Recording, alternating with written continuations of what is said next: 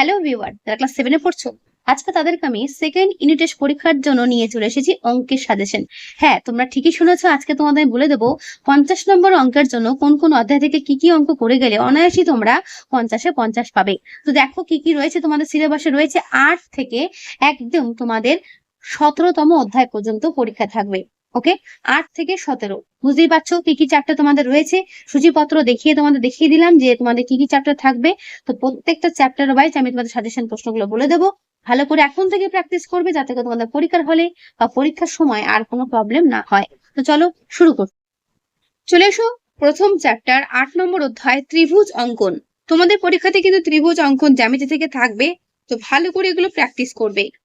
উদাহরণে যেগুলো দেখতে পাচ্ছ এগুলো ভালো করে প্র্যাকটিস করবে। এখানে নিয়ম সব বলে দেওয়া আছে, পড়বে আর সেইভাবে স্কেল কম্পাস নিয়ে বসবে, করতে আরম্ভ করবে। ঠিক আছে, তো দেখতে পেলে কিভাবে ত্রিভুজ অঙ্কনটা করা হয়েছে। ঠিক এরকম মাপ তোমাদের দেওয়া হবে।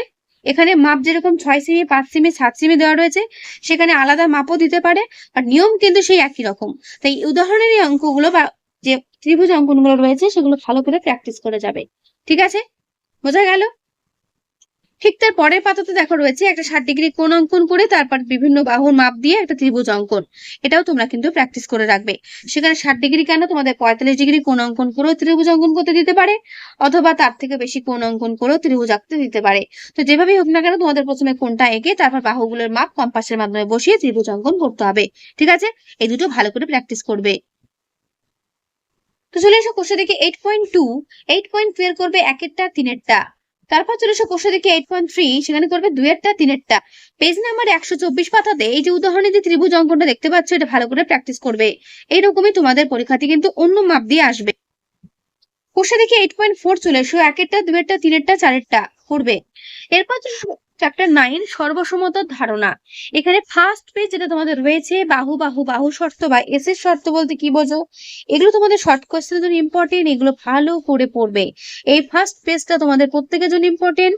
সর্বসমতা বলতে কি বোঝো, এগুলো কিন্তু প্রত্যেকটা তোমাদের কিন্তু পড়তে হবে, এবং সর্বসমতা যে শর্তগুলো সেটাও কিন্তু ভালো করে পড়ে রাখবে। ঠিক আছে, এই চ্যাপ্টারের ফার্স্ট পেজ তোমাদের জন্য খুবই গুরুত্বপূর্ণ রয়েছে, 1 নম্বর প্রশ্নের ক্ষেত্রে এবং বড় প্রশ্নের ক্ষেত্রেও। এরপর চলে এসো চ্যাপ্টার 10 আসন্ন মান। আসন্ন মান থেকে কি কি করবে। আসন্ন মানের যে সাইনটা, সেই সাইনটা পরীক্ষাতে কিন্তু 1 নম্বরের জন্য ইম্পর্টেন্ট, দেখে রাখবে।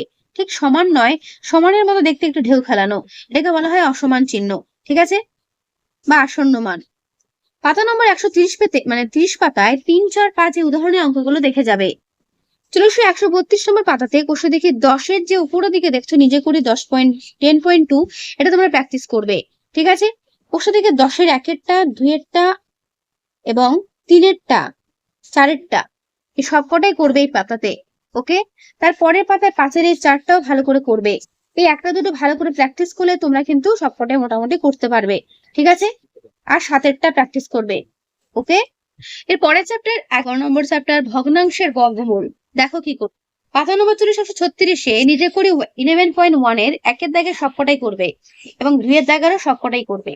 ঠিক আছে, এই উদাহরণের অঙ্ক ভেবে আমরা কিন্তু এগুলো স্কিপ করি। পরীক্ষাতে কিন্তু এখান থেকেও অঙ্ক তুলে ধরে, তার জন্য হয়তো পরীক্ষাতে আমরা কমন পাই না।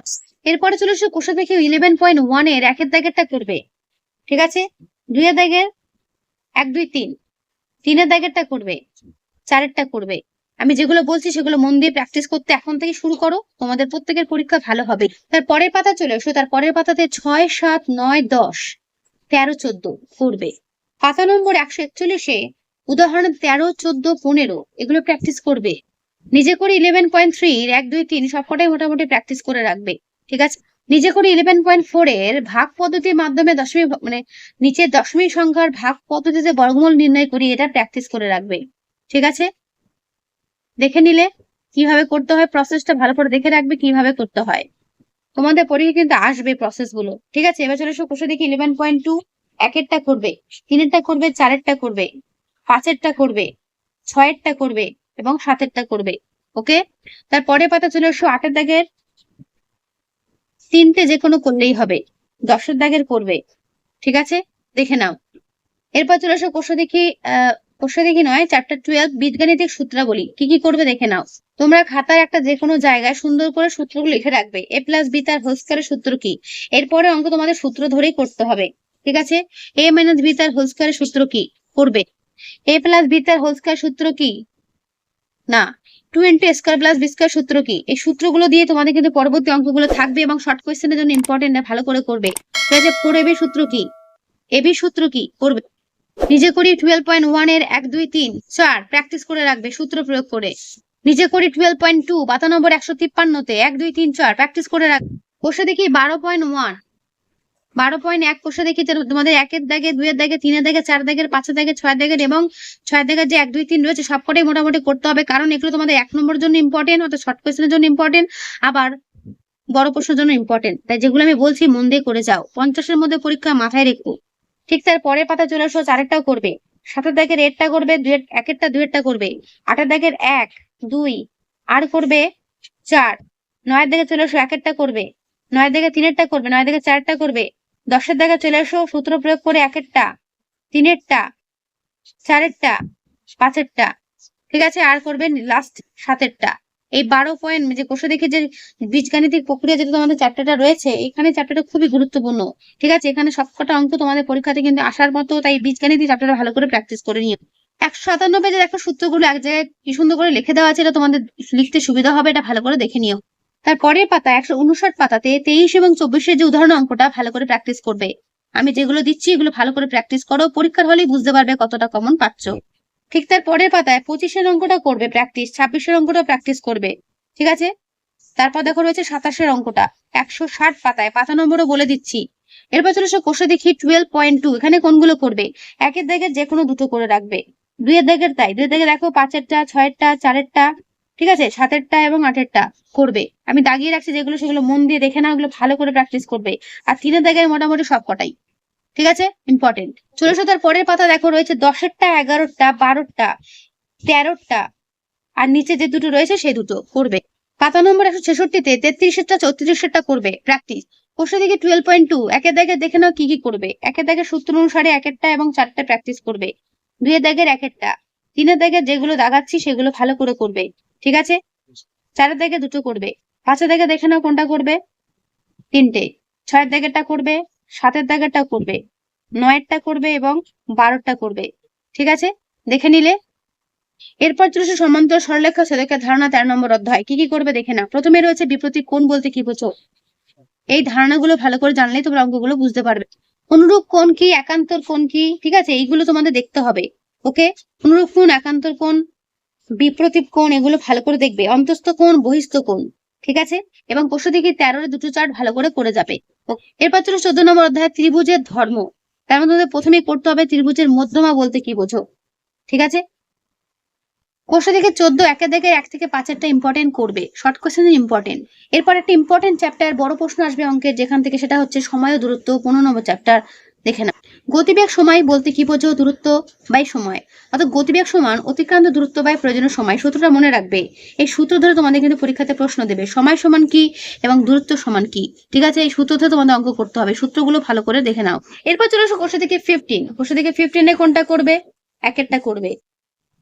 দেখে নাও, 1এরটা ভালো করে করবে। দেখে নাও কোষে থেকে 15 কে কি করবে, করবে 1এরটা। ঠিক আছে, কোষে থেকে 15 3এরটা 4এরটা 5এরটা 6এরটা করবে। তার পরের পাতায় 11 12 13 14 এবং 16 করবে। এরপরে চলে এসো 16তম অধ্যায় দ্বিস্তম্ভ লেখো। আমাদের কিন্তু লেখচিত্র থাকবে, খুবই ইম্পর্টেন্ট, এগুলো ভালো করে দেখে রাখবে এবং প্র্যাকটিস করে রাখবে। উদাহরণ 3 পাতা নম্বর 192 যে রয়েছে লেখচিত্র, সেটা ভালো করে করবে। ঠিক এরকম ছবি তোমাদের গ্রাফ পেজে এঁকে দেখাতে হবে, তাই দেখে নাও কিভাবে রয়েছে করবে। চলে এসো কোষে দিকে 16, কোষে দিকে 16 কোনগুলো করবে দেখে নাও। কোষে দিকে 16 2এরটা করবে, 3এরটা করবে, 4এরটা করবে।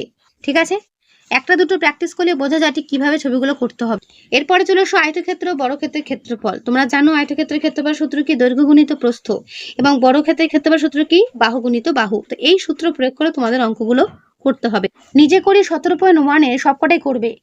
ঠিক আছে, 17.2 নিজে করি 1এরটা করবে। কোষে দিকে নিজে করি 17.3 1এরটাও করবে, 2এরটাও করবে। এরপর কোষে দিকে 17, এখানে কি কি করবে দেখেন। পাতা নম্বর 206 6 7 8 9 10 হাইলাইট করা অঙ্কগুলো ভালো করে প্র্যাকটিস করবে এবং 13 14 15 এখান থেকে তোমাদের বড় প্রশ্ন আসবে অঙ্কের জন্য, ইম্পর্টেন্ট করবে। তো তোমাদের 17 নম্বর চ্যাপ্টার পর্যন্ত এই হলো পুরো 50 নম্বরের অঙ্কের সাজেশন প্রশ্ন। আশা করি প্রত্যেকে বুঝতে পারলে, এগুলো ভালো করে প্র্যাকটিস করো, পরীক্ষাতে কিন্তু এর মধ্যেই কমন পাবে। আমি যেগুলো দিলাম সেগুলো মন দিয়ে করে যাও, এখন থেকে প্র্যাকটিস করো, অনেকটা সময় হাতে রইলো, প্র্যাকটিস করে যাও। আর হ্যাঁ, যত পারো বন্ধুদের কাছে শেয়ার করে দিও। তোমাদের কাছে আমার একটাই রিকোয়েস্ট, আর যদি নতুন হয়ে থাকো নেক্সট ভিডিওগুলো পাওয়ার জন্য অবশ্যই সাবস্ক্রাইব করে রাখতে ভুলে যেও না। তো আজকে এখানেই দেখা হবে নেক্সট ভিডিওতে। ভালো থেকো।